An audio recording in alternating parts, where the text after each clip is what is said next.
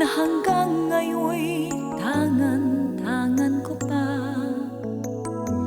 Iniwan mo'y matatamis na alaala, yun na lamang ang tanging natitira. Naglalaban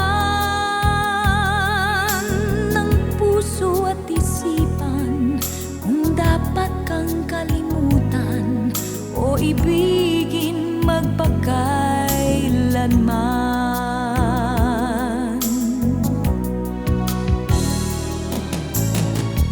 Mayroon pa bang pag-asa? Magkabalikan pa? May bukas pa na naghihintay? O dapat lamang ang limutin ka?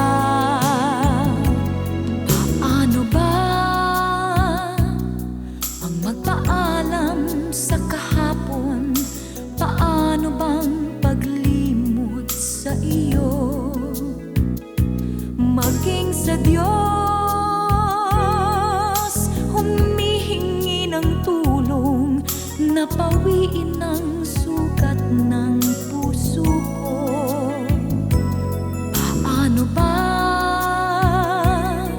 ang magpaalam sa kahapon kung maya't maya'y nagpapakita ka?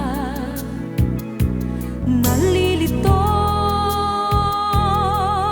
at di ko na malaman kung dapat kang kalimutan o ibigin magpakailanman.